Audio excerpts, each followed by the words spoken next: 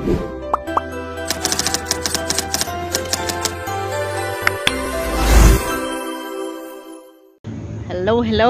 Oke, kita bertemu kembali. Uncle, hari ini kau cabut rumput kah? Apa asal? Tanya lagi apa asal? Oke ya. Iya. Hari ini Uncle dia cabut rumput dekat parking kereta ini. Dia kena habiskan. Tapi untuk motor namanya pasal kota. Oh ya Kang, kalau sana banyak motor kan, tak boleh, bahaya. Sini dia kosong, boleh je cabut rumput. Bagian sini. Uncle berapa umur kau? Mau 60. Mau 60 lebih. 60. Lagi 2 bulan setengah. Bulan 7, 16, 16. Okay. Berapa tahun sudah bekerja macam ni Uncle? Tengok apa masih tengok belum tahu. Bukan, berapa tahun sudah pengalaman Uncle jadi kerja sini 4 bulan.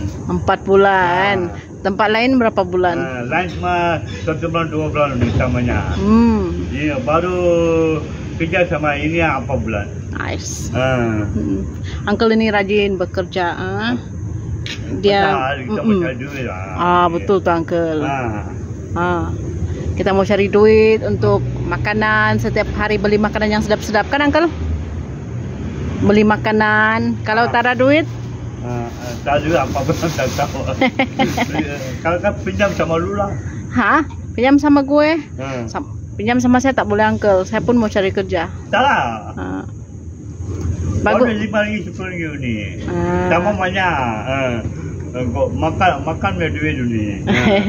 Sebab itu kita kena kerja kan Uncle, biarpun usia sudah mau 60 tahun, kena kerja keras supaya kita boleh melangsungkan kehidupan di masa depan. Nah ini Uncle sebenarnya dia kurang sehat, dia tidak berdiri pun kadang-kadang susah. Tapi yang bikin respect dengan dia ini, kita suruh dia buat kerja apa saja pun dia akan turuti kita dan dia akan buat sampai habis.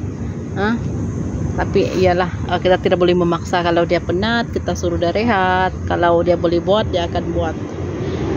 Jadi kalau macam kita ini yang muda-muda lagi, buatlah kerja, carilah duit. Nanti di masa tua begini tak payah susah-susah. Tapi ini Uncle sebenarnya dia boleh je duduk relax dekat rumah, tapi dia ambil dia tak berapa suka duduk di rumah. Dia cakap dia nak kerja. Oke guys, ini saja Uncle, bye-bye. Kepada di luar sana mau cakap apa? Bekerjalah baik-baik, bilang Uncle. Kerja baik-baik lah. Ini siapa? Tak ada, ini untuk kawan-kawan saya. Oke Uncle, bye-bye. Tunjuk? Tak ada, nanti saya tunjuk. Kamu 11 tengah ni, lagi sejam ni. Oke Uncle, bye-bye. Bye.